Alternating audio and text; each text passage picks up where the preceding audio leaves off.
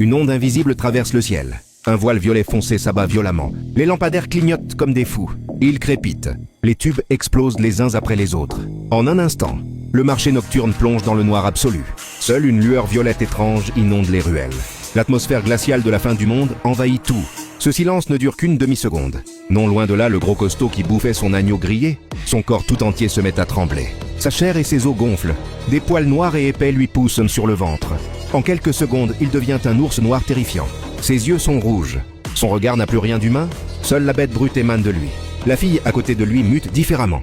Silencieuse mais terriblement étrange. Son corps se ramollit à vue d'œil. Une lueur d'eau bleutée l'enveloppe. Et en un instant, elle devient une créature aquatique, translucide. La panique se répand comme une traînée de poudre. Des mutations de toutes sortes se succèdent sous mes yeux. Le destin de chacun a déjà été scellé par son dernier repas. Devant l'échoppe de bouillon d'os, un homme qui vient de finir son bol se cambre. Son corps se durcit. Ses muscles et ses os gonflent. Il perd toute humanité. Sa force brute s'emballe. Il baisse la tête et donne un coup de boule.